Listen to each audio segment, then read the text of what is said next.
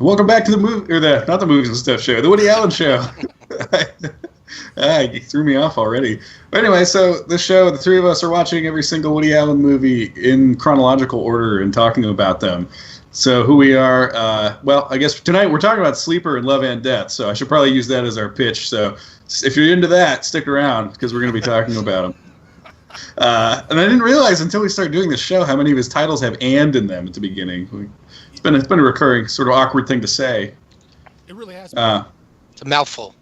Right. Anyway, before we get going on this, you should look at this channel because it's cool. Subscribe to it if you like this sort of stuff. You can find our backlog of the Woody Allen show. I've got the Vegetable Lasagna show every Monday. We've got Abe here, who does the movies and stuff show, and is also the Tom Ashbrook on Master Debaters. I don't know if you want to plug anything for that. There will be a new one in 1 week. All right. Yeah. And we've also got Shawn, who is occasionally a master debater. Also, he's a free market enthusiast and writer. Do you have a site that we can plug your writing on? I guess I keep forgetting to ask that while we're actually on the show. I'm not ready yet to branch off, but I'm still going to write some stuff on Supernauts because I gotta, it'd be fun still. But I'm working on something of my own that might be a little bit different from just movie reviews, so that's coming soon. That's exciting. Are you going to interview any more people? That one interview you and Abe did was cool. I'd like to. I'd like to. I try to get in touch with the Susie chicks. I'd like to see the movie when it comes out in New York and maybe get them on a show. And if Donald Rubenstein wants to do another thing, Halloween time, let's go. He was a cool dude. Keep us up to date on all that. We'll keep plugging stuff. I keep forgetting to do that. But anyway, so tonight, Sleeper and Love and Death, the last of the early funny ones, and are probably and arguably the best of the early funny ones, right? I mean, this was a pretty easy homework assignment for the last month to have to watch these two. Yeah, no, I'm with you. I'm with you on that. I think this is the best of the old funny ones. Both of these. Go ahead. No, go ahead. Well, from what I've heard from you a little bit, it sounds like you're more on the side of Sleeper than Love and Death overall, right? Yeah, I am more on the side of Sleeper than Love and Death. I really am. What about you, Shawn? I'm definitely Love and Death more. Yeah, me too. Sleeper did not hold up for me when I watched it this week for some reason, and I wasn't really in a bad mood. I just I found it a little bit mediocre. Ooh. Yeah, I like Sleeper, but Love and Death is one of my favorite Woody Allen movies. That's possibly top 5 for me. I just adore that movie. But I think what I've heard about from Abe, and I think maybe is a good starting place, is we've kind of been talking a lot in the last couple episodes about how these movies are just a lot of things sort of stitched together, joke after joke, laugh after laugh. Abe made the point during the last week or so that Sleeper may be his most consistently plotted, focused movie, and I think that's probably true. I don't know, maybe if you wanted to even expand on that as far as just the starting place. Oh, no, well, I think you pretty much summed up my whole thoughts right there. Yeah, it is. It sticks to itself the entire time. It doesn't have any of these weird veering off points that we've seen before, like in Bananas with the whole courtroom scene, or, of course, everything you always wanted to know about sex is just nothing but little skits. And I felt like he really sat down and he stayed true to the material. Whether or not he was actually funny in that last act, I don't know. There's something about that last act that he's either veering off or he's not quite sticking the landing yet. I think Sleeper for me falls apart in that last half hour. I really like that first hour, but then when it gets to the end, it's kind of funny, but it's not really laugh out loud at that point anymore. Yeah. You talking about just the nose part? Yeah, I mean it's kind of funny, and I think they're really sticking to it. Him and Keaton really they're trying to sell it. I don't know, something doesn't quite click. I would agree on that, especially the last half hour. I was tuning out. I think almost on it, really? But they're not all winners in my book. I liked the idea was great. Like the beginning was great. Like the first scene when he's getting unfrozen was funny. When he's first talking about the changes, I like the whole idea of all the unhealthy stuff is now healthy. I think that was probably a good rip at somebody, the health food enthusiast back in the 70s or whatever. But I don't know. It just didn't gel for me. I guess maybe it was too much slapstick. I know this was like a Buster Keaton type of deal for him, an homage to it, I think. But I don't know. Just kind of fell flat. I did love the architecture. I love the architecture those 70s movies used for like futuristic. That kills me every time. But beyond that, not his best, I think. For me, anyway. Yeah. I think visually, even you're still seeing. I mean, that's a very good-looking movie, even for what it is. You'd never see a movie that goofy filmed as well as that today. No, definitely. I'll agree. The looks of his film is continuing to get better and better. And did you guys feel like maybe he was influenced a little bit by THX 1138? Yeah, it seems like he's watching that kind of stuff and trying to maybe play with it just in a silly way. Yeah, I think so. I mean, the butlers made me think of the cops from THX 1138. Oh yeah, definitely. Yeah. And the stark white outfits, and definitely. Also, I got a little bit of Clockwork Orange in there too, like that kind of feel, that harsh white walls and stuff like that, and the futuristic houses and stuff reminded me like the, him kicking that chick and raping her in the Clockwork Orange type of house. But that's probably a 70s thing. I don't know. Is it a 70s thing or is it a Kubrick thing? I mean, did he set the tone and everybody follows suit? It's possible. Good question. Yeah. I mean, because clearly Woody would have been watching a new Kubrick film. No, without a doubt. I think, Woody and Kubrick is an interesting pairing in trying to talk about that. I think the only time I've ever really seen him directly address it is there's that one, there's some documentary that I'd seen on Turner Classic Movies about 2001 that Woody was on, and he talked about how the first time he watched it, it just, it didn't really work for him, and then he went back and, became obsessed with it later on. But I think we still see Woody being very obsessed with some very cinematic influences that he has, even if he's not really writing scripts that are that ambitious in that sense of, he likes Bergman, presumably at this point. Kubrick for sure would be some of them. And I mean, there's maybe the scripts are more based on, the silent era comedies kind of stuff that, or Marx Brothers or any of that. But visually, you get a sense that he is trying to, break out of what the limitations of the genre that generally people have with comedy. Right. Is it evenly lit? It's usually the only thing they care about with comedy. Right. But no, you're right. I mean, there are some flourishes here, especially towards the end of Sleeper, where he's really trying to be cinematic. And I thought that was really interesting that he's pushing. I don't know what he's pushing for or what he's trying to achieve, but he is striving for something right at this point.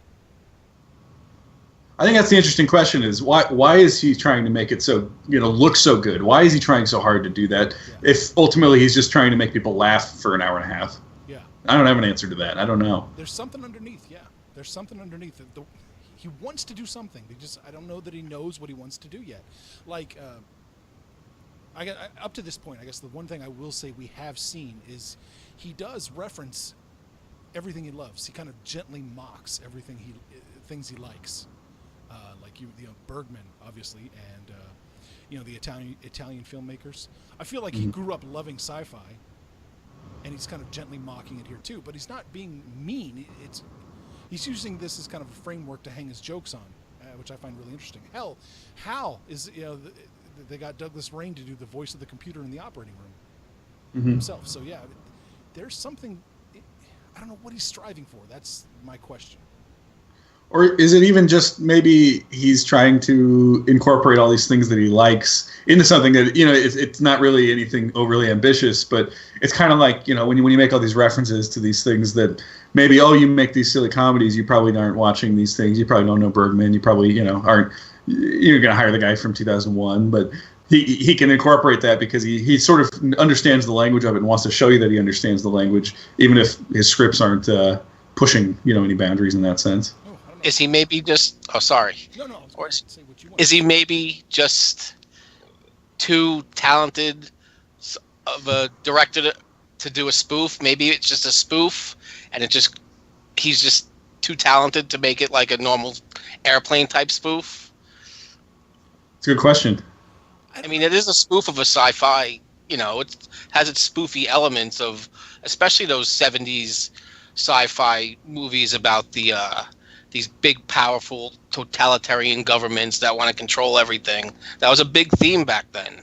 But maybe he's just spoofing it, and he just has a talent that a lot of these other, you know, journeyman schlubs that direct these movies don't. Like Abe said, just make sure it's lit well and make sure somebody does some funny, and let's get on with it. I don't know about that. I don't even know if I would call this a spoof. There's certainly some flourishes in here. We always see these little flourishes, like here in Bananas, where he's toying with throwing out some really interesting satire, but he doesn't ever quite do it. Diane Keaton's poetry in Sleeper, and her songs, and the discourse that people have. It really is interesting, but he pulls back. He doesn't ever fully explore those ideas. I don't know if it's spoof. It's not spoof. It's not satire. Is what I would say. Love and Death might be more spoofy than any of these actually up to this point. Yeah. He's spoofing things that happen to have very lofty themes and very epic, landscapes that they're kind of dealing with. But I mean, that's really just, you look at sort of the top 10 Russian literature books, that if you're going to look at the classics, and he's incorporated all sorts of elements from those. And in writing that script, I think if we're talking about how focused that one is, it's never really seemed like that one loses focus to me, because it always kind of just seems like, oh, he's jumping from, Notes from Underground to Brothers Karamazov to, War and Peace here. So I don't know. But that strikes me as more spoofy overall, only it happens to also encompass a lot of the things and a lot of the themes that he sort of would continue to expand on later. I can agree with that. I'm not a big Russian literature fan, so yeah, you two tear it up. I mean, not me neither, but like, I can see it as being a spoof, but I also thought that his character in that early 19th century character is kind of the same character that he plays for a 1970s New Yorker. He had that, it was almost the same, and so was Diane Keaton. They had these lofty conversations, but instead of a cocktail party or something, it was, right before the French, Napoleon's going to invade Russia. That's what I got out of it. He just used his love of Russian literature, because I think he's a big fan of it, and maybe use it to do something different. I didn't read those conversations as lofty. I read them as making fun of intellectualism. Okay, that's probably what I meant to say. I think you're right. Okay. But it was that kind of intellectual. That's the stuff you think you would hear maybe at a, these rich, New York parties, which I've never been to, sadly. Even just, that conversation about why wouldn't you just kill yourself if there was no meaning? He's like, well, what if I'm wrong? You see that sort of, that in Hannah and Her Sisters, he kind of revisits that in a much, I don't know, probably a more interesting way, and it's funnier and has more weight to it. But I think Russian literature works exactly the way Shawn said, where, you can just have the same sort of conversations that Diane Keaton, Woody Allen have, later on, or sort of like when he's at those dinner party in Manhattan.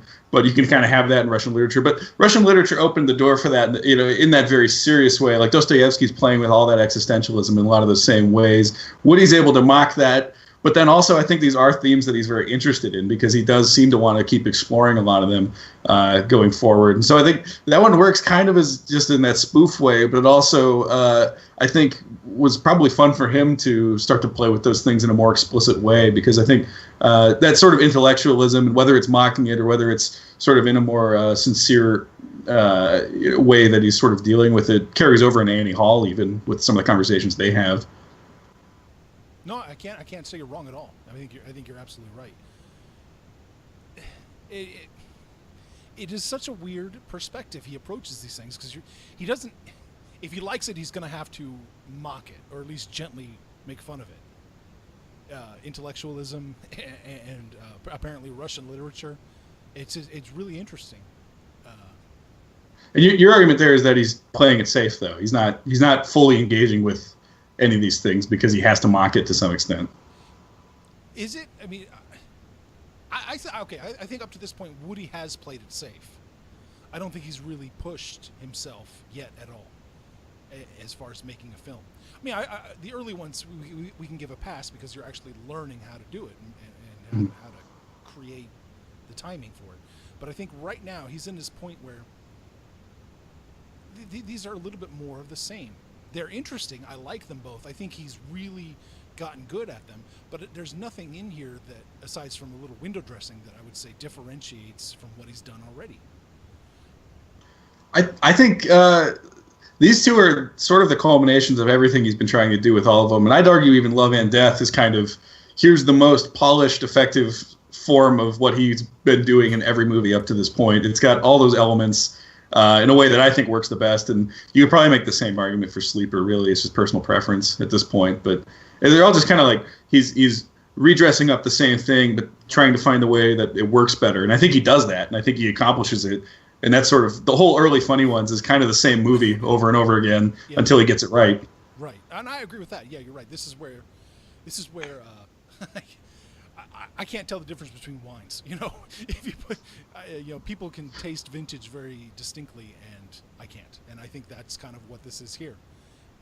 Broadly speaking, they're all very much the same movie, but if you drill it down, then you start to see the little details, I guess, is what I'm trying to say. Well, apparently, Sleeper, I don't know if you guys came across this, but he talks a little bit about in the Conversations with Woody Allen, Eric Lack's book, how that was supposed to be a 4-hour movie. That was his original idea, was it was going to be 2 hours of a New York comedy of him running that health food store, and then he was going to, I don't know, for some reason get frozen or go have the surgery or whatever it was. And then it would be the rest of Sleeper after that, after an intermission. He wanted to do a big epic with an intermission, but still, mocking sort of the big epic structure, because there's just two separate movies. It's not even really the same story at that point, which I think was interesting, especially if we're talking about what his ambitions were in this stage in his career. That would have been a cool idea. It's just that, actually, watching Sleeper, I kind of felt it almost had the same plot as Bananas. Mm-hmm. It's kind of they're both kind of a fish out of water story, and the whole thing with the revolution, overthrowing some type of government, and he's going after. He's kind of likes Diane Keaton in this new one, and she becomes this revolutionary. She winds up believing him about the government. It kind of had the same feel as Bananas, but I guess he's definitely trying something different. He's not like some sitcom director, 3 cameras and a laugh track, which is nice.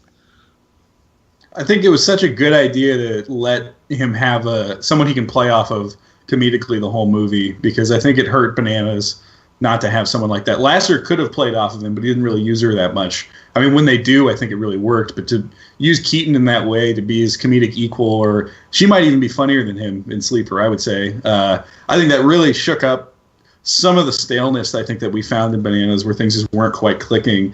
And it's so much more fun to watch the two of them play off of each other. I really thought that was a great idea. Yeah, I actually thought Keaton was funnier than him in Love and Death. Because I thought her, if you look at her character, she's really just an odious, heinous creature, like out for her own good.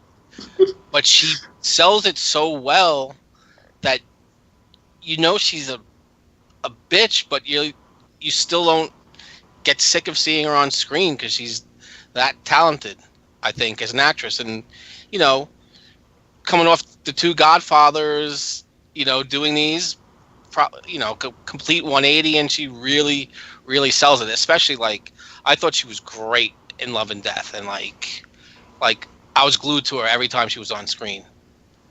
That's one of my favorite comedic performances ever. I think I absolutely love her in this movie. She's really good in it. There's no doubt. She's in on the joke too, which is so wonderful. She's got this almost smirks, almost like she's having a hard time keeping it in, because it's just she's having so much fun. The duel, is he a good shot? These, just, you tell she's such a self-involved, skanky bitch, and you just love it 'cause she's so sophisticated, though, too. I love when her first fiance dies, and then she has to pick the other guy, the fish guy. And that's so funny. And then when he's dying, how long does he have? 10 minutes? That's really good stuff, I think. Really good stuff. No, Is yeah. that, I thi- Oh, go ahead. oh, go ahead, Abe. No, I've got nothing. I was just going to reiterate what he said. Yeah, she really helps Woody. She boosts the material instantly. The way they bounce off each other so naturally is good. It's interesting. I mean, you mentioned just briefly a little bit about sort of what their relationship was off screen, but for those people to bounce off each other so well and so naturally, I'm curious about why he never used her as a writing partner. He still, he kind of looked at her like he looks at Annie Hall, the character. He called her like, I don't want to say dumb, but he called her kind of vapid and empty in real life. I don't know that he felt like he could write with her. Really, I mean, he's so ready to just entrust so much of the movie to her, and she pulls it off. In both, I mean, in all the movies she's in with him. Yeah. There's something. There's a reason. She's his muse, right? She's not his co-writer. That distinction is intriguing to me. I guess I don't know that I don't know. I'm curious to know sort of where that is, and then it's also just interesting to me that he hasn't worked with her in so long either. I mean, Manhattan Murder Mystery, I guess, notwithstanding, but their relationship is really interesting to me. And my understanding is they were in what Played Against Sam, the play, and she just happened to get cast. I don't think they knew each other before that, and then were a little bit of a thing, but it sounds like not really that much of a romantic couple, I guess. At any point, they just had a good comedic partnership / I don't know, is friendship the right word? How would you describe it?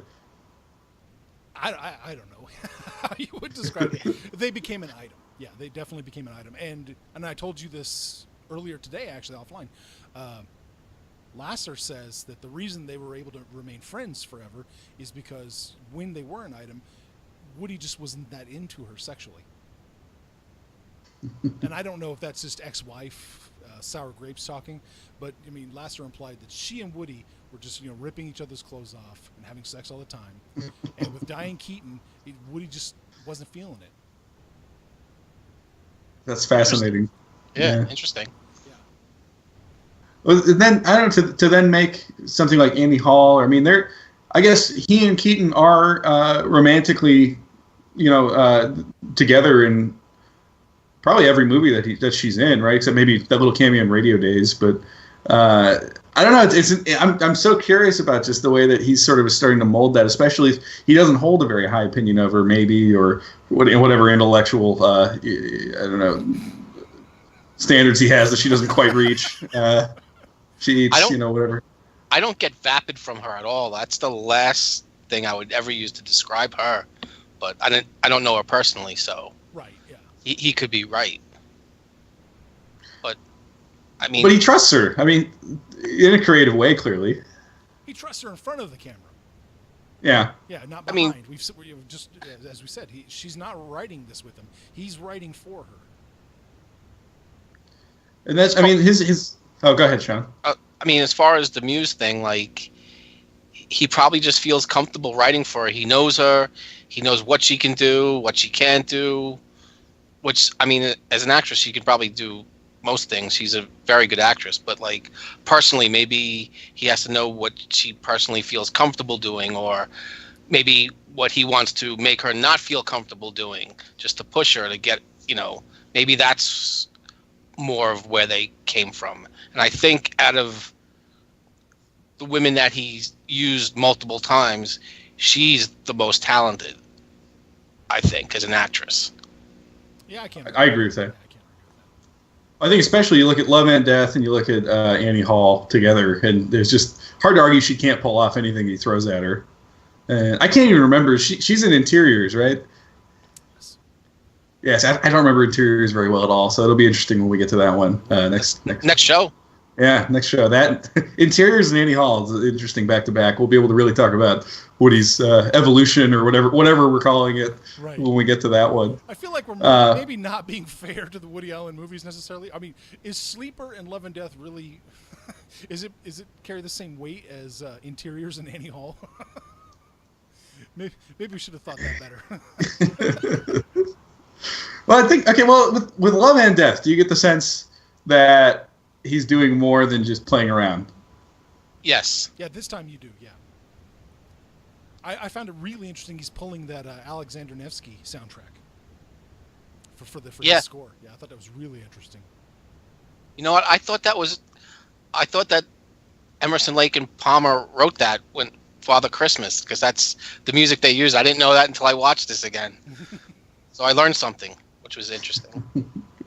And also, it's very hard to find Woody talking about either of these movies really with anything interesting to say. One thing I found is that he was reading Moby Dick. As soon as they finished filming for the day, he'd go back to his hotel and just read Moby Dick, and then he'd go back to set the next day. And I don't know if that was a calculated move or just he's bored and wherever in Europe they're filming and wants to read Moby Dick. Well, but I also read that Love and Death came about because he was under deadline for another movie, and he put it down, and he had this book of Russian literature, and he started reading it, and he had to get this done, so he wrote Love and Death really quick, and then the movie that he was writing, I think, became Manhattan Murder Mystery. So IMDb, I think. Wow. Well, because Manhattan Murder Mystery and Annie Hall were kind of the same project in their inception, right? And then it was because Annie Hall was supposed to be originally some bigger stream of consciousness murder mystery, love story, all that, and then it turned into Annie Hall, and then eventually made Manhattan Murder Mystery, right? Am I getting the timeline right there? It's possible. Okay. But I just read that in the trivia for Love and Death, that what he was writing became Manhattan Murder Mystery, but maybe he was writing the same thing, and I don't know how true the IMDb's trivia is either, but I like this idea that reading a bunch of Russian literature is somehow the faster way to get a screenplay done than just making up whatever else. Yeah, it's really throwing out our idea that he was trying to push Diane Keaton to do anything harder, because if he's just banging through it as fast as he can. Huh? Well, just Russian literature is not that fast. I mean, those aren't beach reads. I mean, those are kind of dense things, long. Yeah, I could see. But maybe he just had a keen interest in it, you know? I see this right now. He was working on a script about two New Yorkers who try and solve a murder when he got stuck. When blocked, Alan noticed a book on Russian history in his home. Oh, Russian history. Okay. Alan got inspired and decided to spoof the genre of the Russian novel. I see it. Literature, history, it's all intertwined somehow. Well, literature would make more sense for kind of where we're going, because the movie is so clearly referencing literature specifically. I don't know that the history quite stacks up to anything. Abe, you look like you were about to say something. I found that really interesting. I think Woody actually believes that too. You know, in Sleeper, I found that really interesting, that people have no concept of history or the context of history. They're completely clueless about what's happened. The written word is gone, and the art and philosophy is so just idiotic. I think Woody actually would agree with you on that, Shawn. I do have to say, them asking him questions about the past and Sleeper, that got me laughing. That was good stuff. Yeah, I think, well, and I agree with Shawn on just the fact that I think Love and Death works really well on, you know, all the different levels that he's playing on, or at least more than we've seen up to this point. I think Love and Death is really funny, and I think you're seeing. I want to think that we're seeing the guy who's ready to jump into Annie Hall and ready to do these things. And I guess when I think of just the fact that he's, you know, picking off Russian literature as sort of his subject versus maybe, you know, sci-fi stuff, and then that he's reading Moby Dick when he's, you know, back at the hotel after filming for the day, it seems like this is a guy who wants to tackle something very ambitious, or he's ready to really accept ambition without having to mock it maybe at this point. And I don't know for sure, but that's kind of the sense I'm starting to get. I can see that. I can totally see that. Although I'm going to just chastise you, Tom. Sci-fi is a valid genre of entertainment. It is, but it's not the same thing as like reading War and Peace and reading When the Sleeper Wakes or whatever the H.G. Wells one was. I mean, they're different. They require different. Well, he's going after something more abstract, I guess, with some of these things. Where Russian literature is, you know, tackling something more abstract with some of the themes that it deals with. And Moby Dick, very much kind of along those lines. I don't know that you can find a direct correlation between Moby Dick and Love and Death or Annie Hall, but he's going more in the sort of the artist who isn't the artist who isn't as easily accessible seems to be something that he's gravitating towards in a more blatant sense, even though we get a little sense of that with some of the homages up to this point. Isn't that just so wild for a guy who's really, really pushing the slapstick, that's the direction he wants Yes. to go to? Yeah. Yes. I love the idea that he'd direct any of those scenes in Love and Death, just the silliness of it all, and then be like, all right, well, where did I leave off in Moby Dick here? Yeah. Moby Dick needs I don't know. a giant banana peel. That's what it needs.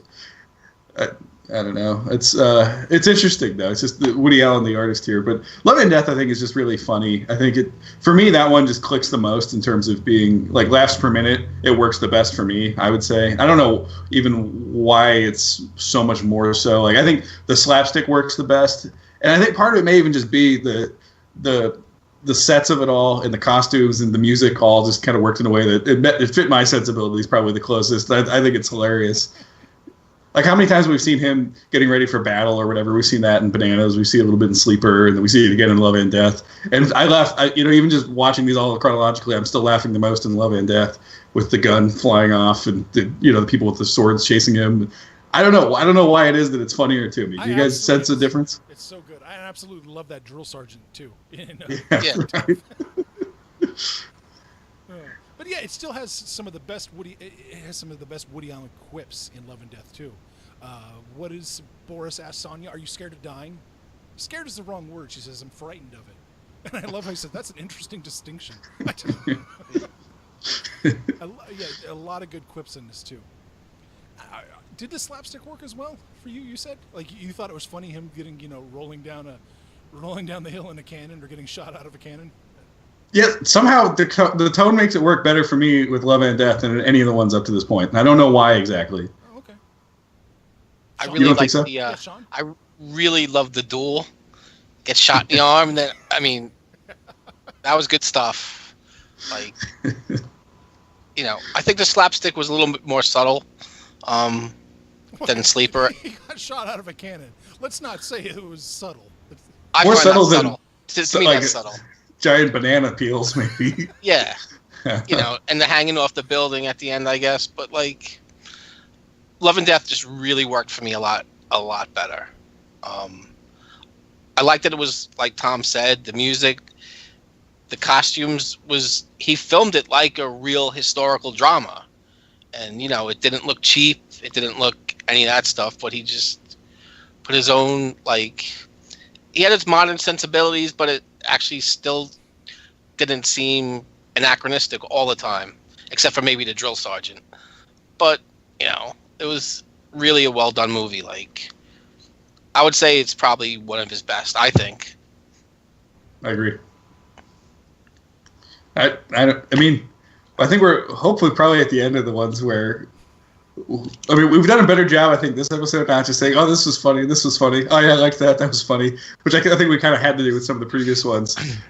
We try to sort of go with more to sort of have a discussion about.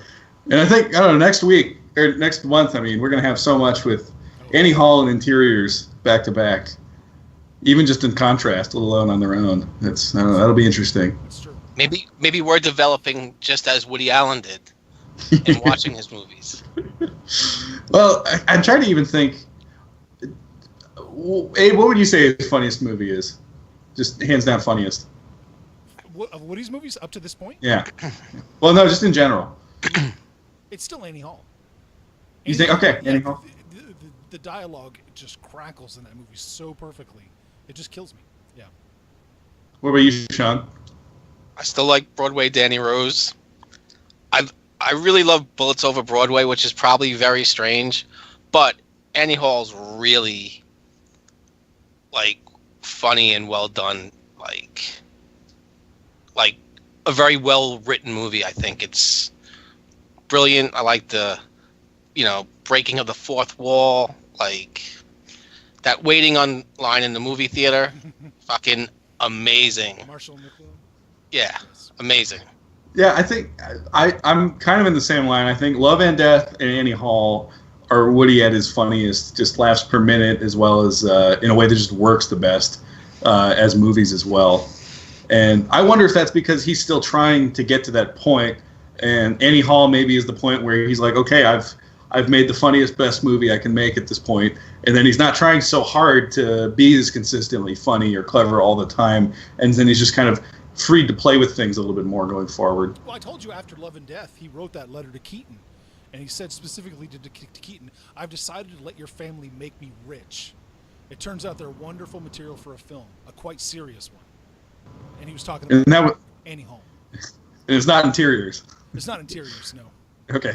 Yeah. Well, but I think with Annie Hall, he's still got the same mentality, even just maybe it's just in the editing or the filming. He still wants to make you laugh as much as he possibly can, just like he did with the early ones. But he's also trying to not necessarily... The movie doesn't exist just for that. Has anybody ever seen the edited footage or the deleted footage? That's a great question. I would absolutely love to see it. Is there slapstick stuff going on with the murder plot? Or did he just like wake up Tuesday and decide I'm done with slapstick? This is the question where we have a month to come up with answers for, I think. I'll put Shawn on this one. Shawn, go find out. Report back. Okay, sounds good. I think the original script, or at least the draft of the original script, is floating around. Well, I think we should read it as homework. I'm on board with that. That'll be interesting. I know, and one of the things I was reading here in the Conversations with Woody Allen book, he talks about how Marshall Brickman watched his original cut of Annie Hall and said he couldn't even follow what was happening. It was Woody describes it as a stream of consciousness comedy where he thought it all made sense, and it was apparently a lot of diversions and going all over the place, and it sounds really, really ambitious, but it sounds like it was supposed to be, I don't even know what, maybe more like 8.5, and then something that he kind of honed in on a little more with Stardust Memories. But yeah, he said Marshall Brickman, he couldn't even follow it, so I don't know what that means in terms of what we're looking at there. With Sleeper, apparently he had a reel of it that he hated so much, the footage, that he threw it in some river because he thought this was so bad he doesn't want anyone to see it. So this is a guy who at this point seems to care a lot more than he acts like he cares now about his movies anyway, whether he does or not. Well, I think maybe he takes constructive criticism well. Or at least at that point, somebody says, hey, dude, half of it's good, but the rest just fucking sucks. And he's not going, no, you don't know what you're talking about. So that's probably a good thing. I don't think he would accept criticism from very many people at all. I think he had another screenplay he and Brickman had written together. I think it was called The Filmmaker, or something generic like that. And apparently I can't remember what the names of the two executive producer guys, Jaffe and the other Rollins. one. Rollins. I think. Yeah. Yeah, they didn't like the script, and so he said they just tabled it. He never went back to it, never thought about going back to it because he and Brickman had written it. I think it was around the same time. I think it was right before Sleeper, actually. Gave it to them. They didn't like it. It's done. Wow. I could be wrong. I thought he just was not a very receptive to criticism.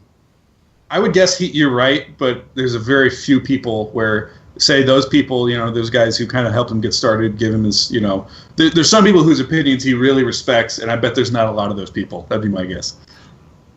But this is also, he has 4 movies or 6 movies up to the point. He probably wouldn't be like this in 1988 if somebody said it sucks. He'd be like, no, I'm putting it out. I'm Woody Allen, damn it. So I'm curious to see if his late 80s production, yeah. There you go. Were late 80s bad even though? I mean, we got Crimes and Misdemeanors, Hannah and Her Sisters. Right. I'm thinking early 90s, yeah. Right? I think 90s, 2000s, you got a lot of room to complain. But I don't know. His new one's getting good reviews between all the bad press. It's coming up in July or something? So I think so. Are we going to stop the show in our rhythm and review a new one? We might as well talk about it on air. Are we, yeah. Should we stop? Yeah. Should we stop the show and review a new one and then go back on pace with the old stuff? Or we could just do a special. We could do that, yeah. Stay on pace. We could change it up if you want. No, we can do a special. I don't care. We can wear suits. Yeah, and like comb our hair more and. Whoa, comb our hair more. Yeah. Shower. It's not a dig at you. No, I was just saying it's something you do with suits. I haven't combed my hair in I don't know how long. Well, I think that would work because then we also have the Amazon series coming up in I think January. Yeah, we're definitely going to have to branch out and do the Amazon series, either parallel or completely derail the show and do that. Well, that's on Amazon Prime. Does Amazon Prime put them all out at once? No, they don't. They staggered them. Well, they staggered them for Alpha House. I thought Amazon Prime did the pilot, and if it gets picked up, they'll drop them all. No, but No? this is already in. They didn't pilot Woody. They didn't make him go through that Okay. process. They hired Woody to make the series. You don't think they would drop it all at the same time? They haven't previously, have they? I thought they did. I don't know. I know I don't know. Alpha House. I can't remember with the Nazi one. The Nazi one. I can't I remember. thought- What is that called even? Man in a High Castle. High Castle. Man in the High Castle, yeah. Yeah, call it Man in the. The Nazi one. I like the Nazi one. It's so. If it was a little more engaging, I'd remember the damn name of it. But man, that's a sleeping. Really? I don't think I've That's ever. a sleeping pill in digital form. Really, that got such great reviews. Yeah, Everyone except Dave likes it, I guess. yeah, that's me. I'm alone here. Captain America: Civil War got great reviews too, Sean. Now we're talking about Captain America on our Woody Allen show, so maybe we should wrap it up. Yeah, we're Similar 40 themes. minutes. Yeah, I'm just. I'm running parallels. Well, yeah, well, okay. I'm looking forward to. I think next episode might be our most popular one, just because we got Annie Hall, and how can that not be the most? Everyone's going to want to see. Everyone's going to want to see what we have to say about Annie Hall, of course. We I are think the it'll- setters. Oh, I think it'll definitely be on a PBS. Yeah, there we go. You know, we were talking about critics, and I wanted to backtrack a little bit. Tom, we talked about Pauline Kael a little bit and Woody Allen. Yeah. I thought that was really interesting. Apparently, he had fostered some sort of relationship with her at one point. He was Sexual? well, I don't know. He was just. All it says is he saw her socially while he was filming in California, and he regularly was corresponding with her. Apparently, they were bonding a little bit over the bad treatment that sometimes Jewish people get in Hollywood, and he centered the script for everything he always wanted to know about sex, asking for suggestions. So I think it's interesting to think of them bonding over Jewish representation in the media. You don't see Woody being the guy who's really worried about that. What? Yeah, that is so true about that. What does Woody represent? He is kind of embraced by the counterculture, but he thumbs his nose at their, at their philosophies at times. I mean, he thumbs his nose at everything: religion, science, poetry, intellectualism. It's true. I mean, does he care about the representation of Jewish people, really, or does he just want to talk to Pauline Kael? I don't know.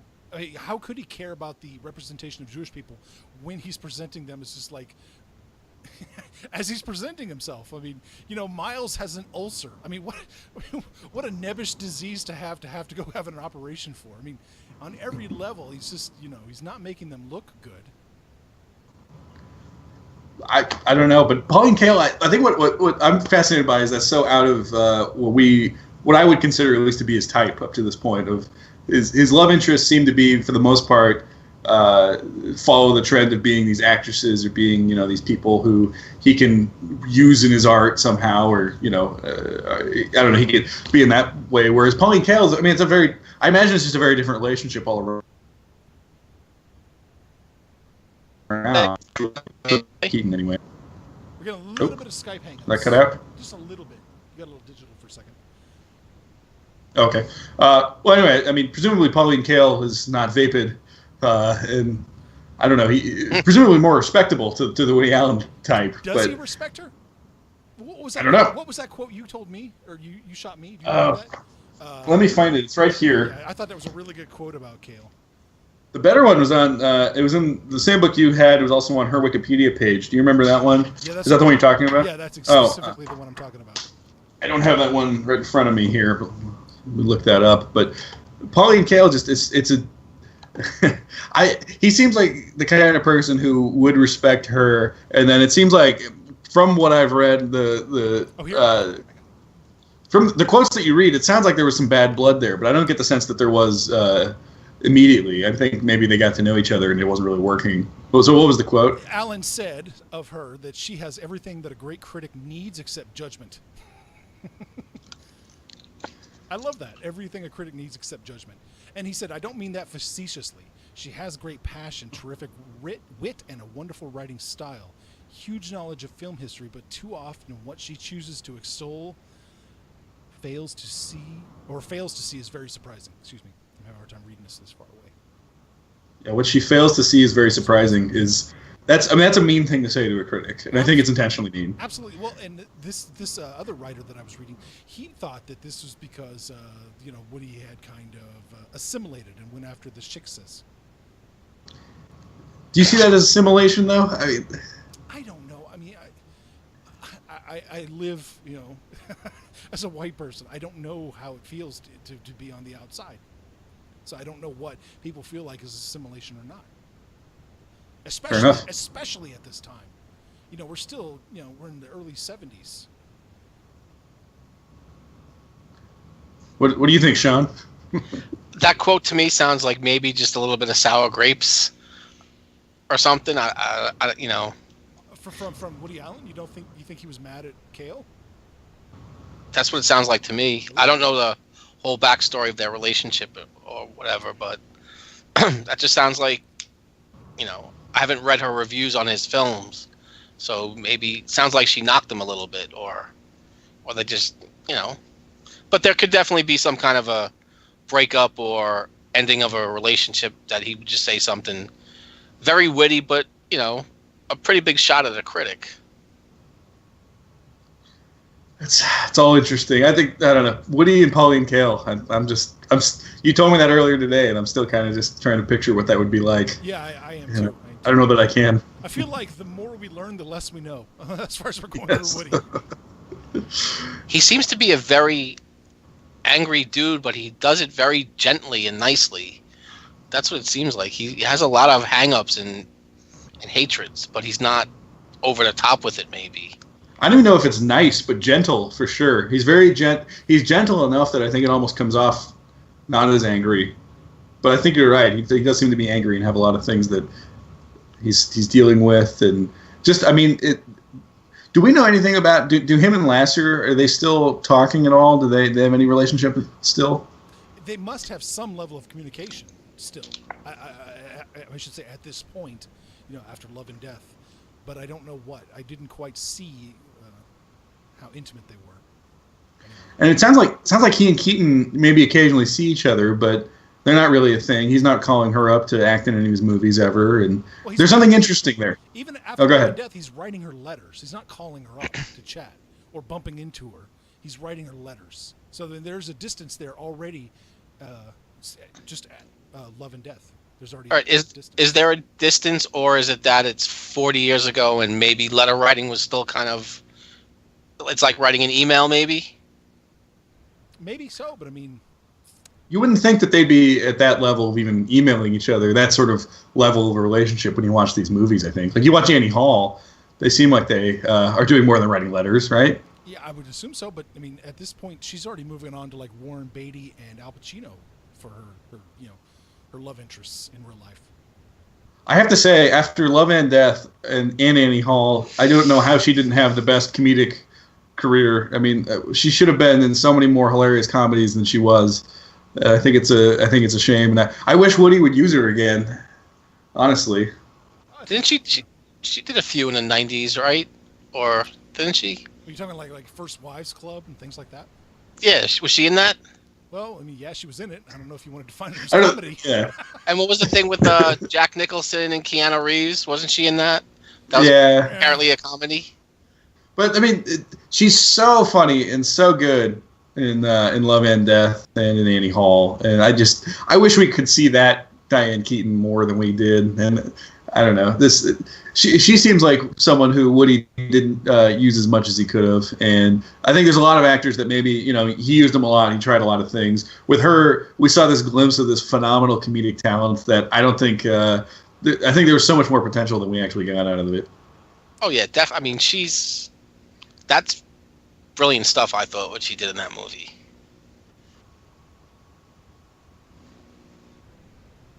And yeah, well, so no, you just got me curious. What kind of comedies were actually coming out in the late '70s after Annie Hall? Bad News Bears, Go to Japan. Speaking of Bad News Bears, yeah. Ogilvy from Bad News Bears played the young Boris when he sees death. Oh shit, that's an interesting. Is that the same kid who plays young Woody Allen in all the Woody Allen movies? It sure seems like it, doesn't it? I do not know. And also, James Tolkien as Napoleon was good. James Tolkien from Armed and Dangerous, the greatest John Candy comedy ever.